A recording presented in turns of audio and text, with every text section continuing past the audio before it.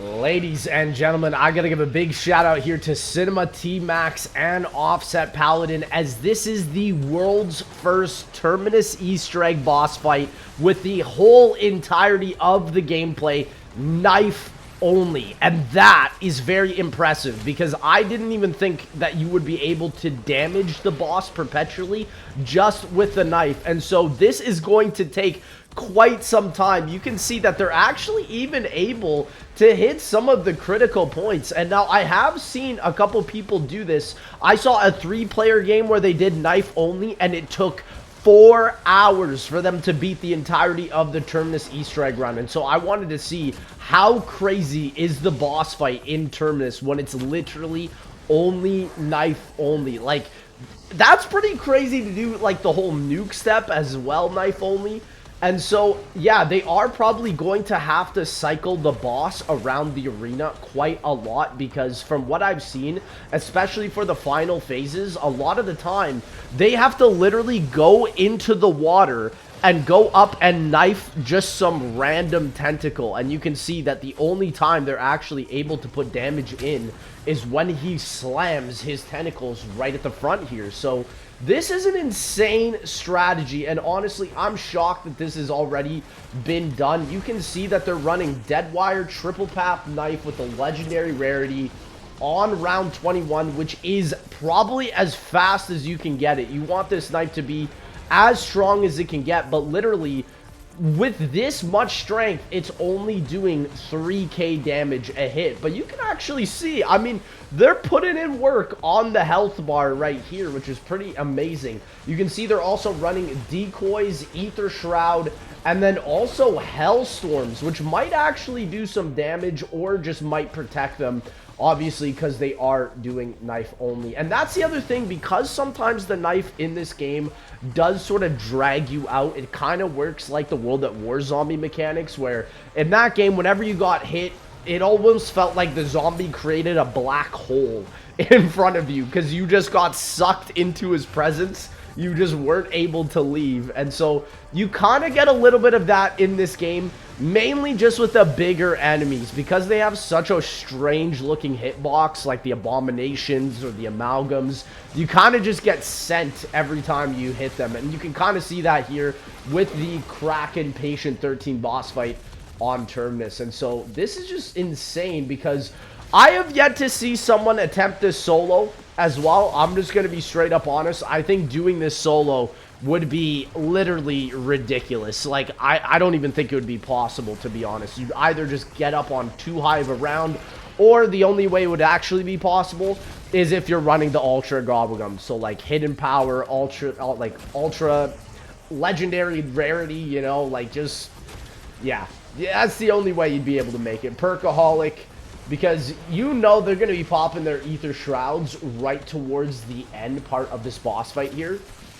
And I hope to see one day every single Black Ops 6 boss done melee only. That would be really cool. Like I said, I have seen people do this on Liberty Falls. They have done the knife only.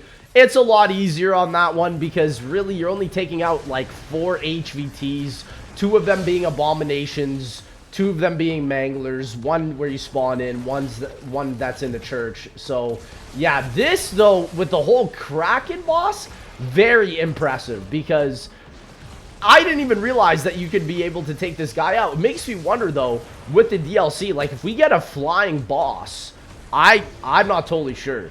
I don't think you'll be able to melee it, but this is my theory, okay? We know Citadel Day More is coming out as our first DLC for Black Ops 6, right? We know it's a castle map. We know potentially that this is tied in with the King Arthur lore and the Excalibur sword and whatnot.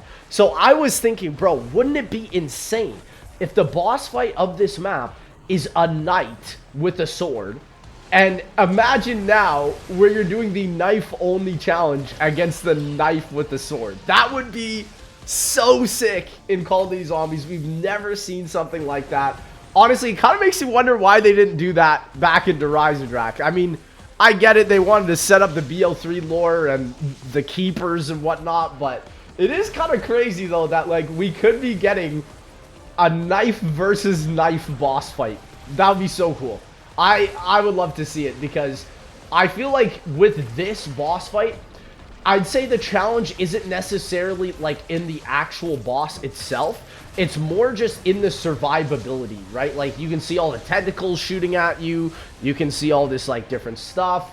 But the main thing is like it's not an actual threat. Let's say like a knight with a sword would be. That would be so insane to see. And also, it makes you wonder with this. It's crazy. Look at the crit damage versus the original damage. The original damage is like 3k, and then the crit damage is like 3.8k.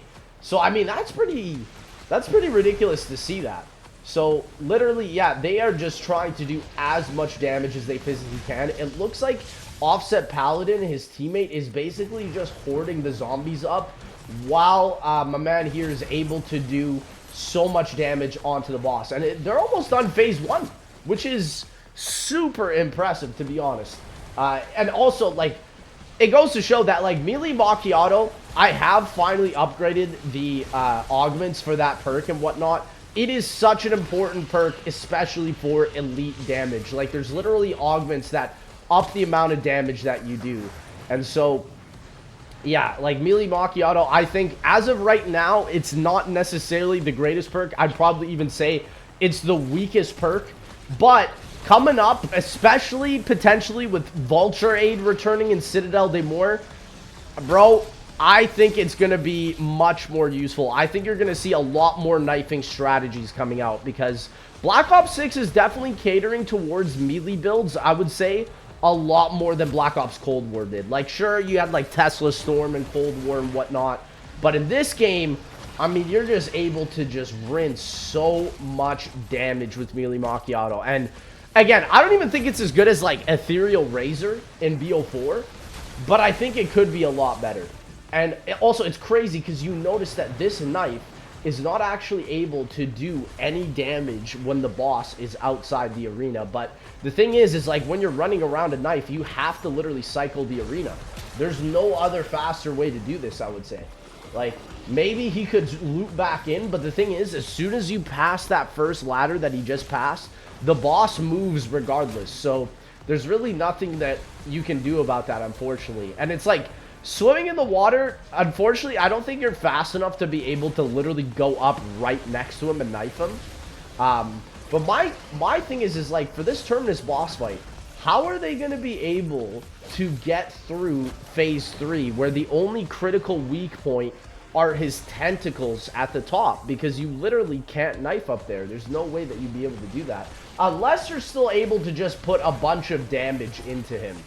That might actually be the play here. And also, again, I've been upgrading the augments on this game. PhD, like the slider effect that he's running right here, so important. Like, it is probably just as important as it was back in Black Ops Cold War. The movement in this game with PhD is so important. Like, bro, forget about Omni movement, bro. Focus on the PhD freaking augments, man. These things are just next level.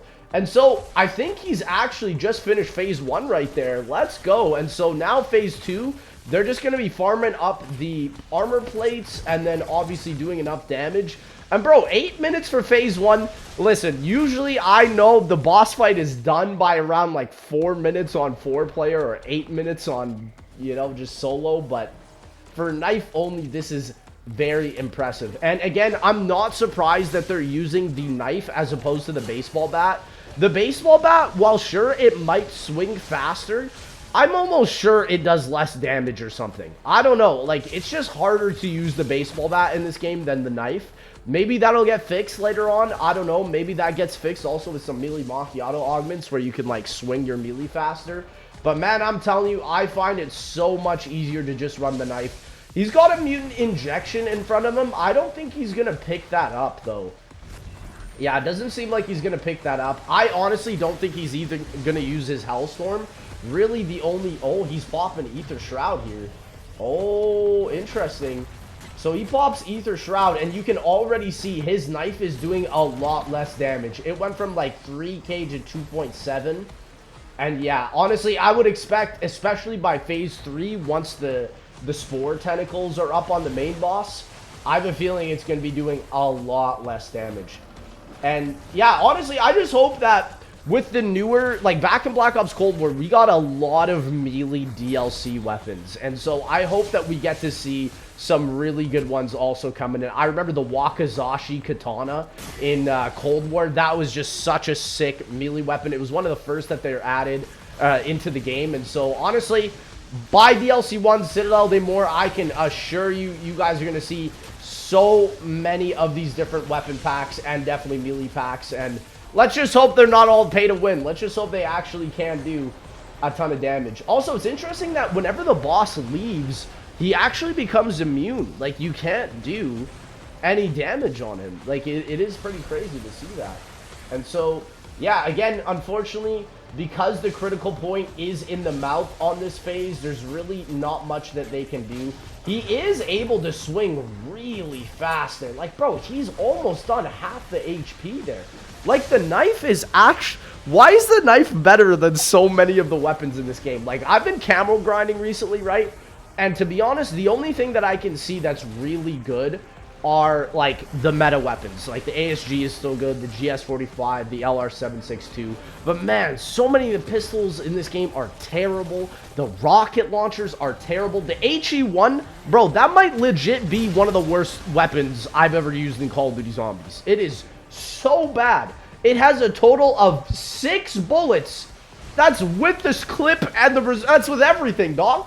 6 rocket launches. And you might be like, oh man, that might be crazy. Black Ops 4 Helion Salvo, that was the thing. No, man, it's trash.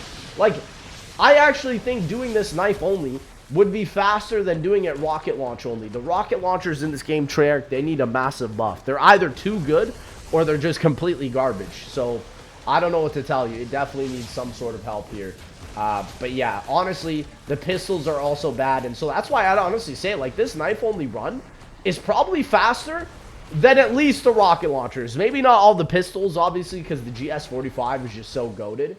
But, man, the knife is still insanely good. Like, I think people are sleeping on it for sure. Everybody was saying how difficult it was to rank up the knife and the baseball bat. Bro, I did it fast, man.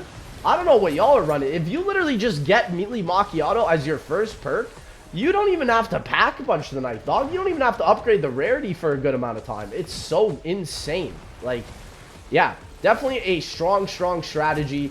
And so I'm assuming, though, for the final phase of this boss fight, they're going to want to both run their Ether Shrouds. I can also see that they started knifing the zombies as well to get both of their chargers on Ether Shroud. Ether Shroud is an amazing field upgrade for boss fights, for speed runs. I would say, though, for camo grinding and for co-op, the 2 best field upgrades in this game probably are Healing Aura for co-op and then Frenzy Guard. I mean, Frenzy Guard, you're literally invincible. You're literally invincible. You can't die. Like, as long as zombies are getting killed around you, you can't die. You're literally invincible. I mean, it is a big deal once you run out of it. But, yeah, I'm kind of shocked a lot more people aren't running Frenzy Guard. It definitely got a massive buff since back in Black Ops Cold War. It is just so strong. I would say it's the best field upgrade in the game, to be honest. Like, I know, like, I would love to see Ring of Fire come back again with, like, the Black Ops Cold War strats. But, like, oh, man. I don't think they're going to bring it back, man. Especially for boss fights. Could you imagine this Terminus boss fight with Ring of Fire? You would just zoom through it so fast. Like, they did announce that they are adding a field upgrade for Citadel Day More DLC 1, but it's just going to be Frost Blast. So it's like, I think it's going to be trash. It's going to be trash. Like, a lot of the Cold War field upgrades were really cool in concept, but in actual practicality, they were just so bad. Like, they just did not do enough damage. And so, I mean, literally, they are doing such a good job. Honestly, yeah, I'm going to be honest. If you are going to attempt Terminus knife-only Easter egg, do not do it solo, and I don't think you should do it 4-player either. I think 4-player would just take too long to get set up. And honestly, from what I've seen, even 3-player took 4 hours. I would recommend at least having 2 players. I think this strategy that you're seeing right now on your screen is the best strat. Like, Offset Paladin is basically just hoarding everything and knifing all of the enemies, while my man's here is just laying into the damage as soon as the main Kraken spawns in the middle. I mean, it is just insane. Also, how much damage he's able to put off every time the boss appears, because like I said, I think the main interest in this fight is really going to be in the last couple phases. So let's just skip here. Let's see what the final phase of the boss is going to be like, because we've seen this now for another like 3 more minutes. And so here we go. The last quarter of the boss's health is right here. You can see now that they're in phase 4. They're jumping into the water here. Oh my gosh. So yeah, in my guide, I said as long as you're in the water, you're safe. But I believe you still have to be behind these areas. Oh, look at that. He's actually able to go behind the boss and knife him here. But the damage is so bad. Only 100 damage. And see, yeah, I think also while he's doing his wipe attack here, okay, you can't be on the backstage. You still have to drop into the water. But oh my gosh. So also his friend is probably knifing the other side of it as well, because again, past the first phase, like with the red dot on the boss, you literally can't be doing enough damage. You can see his friend over on the other side is only doing 3 damage. Oh no. So what I guess they're doing, they're waiting for the wipe attack right now to go out. Also, he does have the poo-poo gas in the water coming after him, which sucks because it does a lot of damage. So he has to be very, very careful here. And yeah, they're just rinsing this boss. And I'm assuming they are going to wait to get out of this white phase. And then once they're out of the white phase, the boss on the final phase actually alternates his critical points from all the phases before. So I think what they're really hoping for is to go back to that red dot phase. Because if they don't have that red dot phase, they're kind of cooked. Also, I'm shocked he actually missed the wipe attack there. Oh my gosh, that was insane. And so, yeah, back to the damage here. Yeah, because literally, it's insane because right at the beginning, the boss actually does a lot of damage. Or you can do a lot of damage. Over 3k per knife. And then after that, it's under 2k. And then after that, it's even less. And now, he's doing 100 damage, literally, until they get back to that red dot crit point. So, it's insane. I never thought that this boss fight would have been done. There's also, I think, a lot of tentacles in the water that you can literally just knife on. I do see that it is faster probably to just come up to this spot and just literally do as much damage. But yeah, honestly, it's crazy. All perks, melee macchiato, triple pap knife, legendary, 100 damage. That's bad. And so yeah, they're also probably going to be popping in Ether Shroud as well to make sure that they're alternating so much of the damage here. Again, I would love to see this done once we get more melee weapons, because what happened in Black Ops Cold War is once the E tool came out, it slowly became the best melee weapon in all of Black Ops Cold War zombies, because it was the fastest swinging melee weapon. And so they always do this, and I think this is what's going to happen now. Also, my man is playing with fire here. He's literally swimming with the gas. And so, okay, you don't have to actually be behind these ladders to take less damage. You can actually just go for it. My gosh. Yeah, and so now Offset Paladin is with him on this side. Are they just going to be focusing one tentacle? Because this is the thing. Unless you take out the boss's eyes at this phase, I don't think it skips the phase. So they literally they can only just do 100 damage in. And I think this is the fastest knife-only boss I've seen. The other one, like I said, was 3 hours. This one was about 45 minutes. And again, I think Offset Paladin and who we're watching here were able just to instantly rinse the damage on the boss, man. Like, it's crazy. Also, yeah, it's interesting also that they're really focusing their equipment here on this final phase. I see Offset Paladin throwing the decoys. My man is low HP. None of them have armor. Yeah, he threw a decoy there just to save his friend. And then literally, yeah, it almost looks like his friend is also just waiting for his tongue to pop out. Okay, Idolize is up as well. Oh, and then now they go crazy. Wow. Yeah, so this is really where it gets tough, because you're not getting a lot of enemies at this part. Paladin is obviously hoarding around the amalgam, so it's really crazy. So yeah, they do have to use idolize. Shields up also would be a huge play. I see he's also running Perka and Phoenix up, but I don't think he's gonna down at all. So shields up though, I'm gonna be honest, I kind of called it at the beginning of this game. I was like, it's either gonna be amazing or garbage, and it's amazing. So yeah, honestly, I should have expected that. Shields up in Black Ops 4 was amazing, but for a whole other different reason. So, yeah, I'm shocked though. Like, this is dedication. Only 100 damage they're able to put out, because honestly, I don't think they're even going to be able to skip the wipe phase here, bro. The boss is just going to keep wiping and keep wiping. And also, okay, now the boss is in its tongue phase because it's not blue. So yeah, they're just going for all of the damage. Wow. Yeah, honestly, I'm not surprised that this took over a couple weeks since launch to get, because this is very, very skilled run. Like, you have to have so much knowledge about the game itself here. Uh-oh, also, it's looking like he's coming back to the main side here. Are they about to finish it? The nicest part about the wipe tack as well is that they are literally able to instantly take out all of the enemies. Oh, and so you see here, they're using Ether Shroud to end it right here. They're really trying to gun it, get all that final damage in. And yeah, like I said, you can see the tentacle on the water here, so you can literally see him probably knife the tentacle and get it here. This is seriously impressive.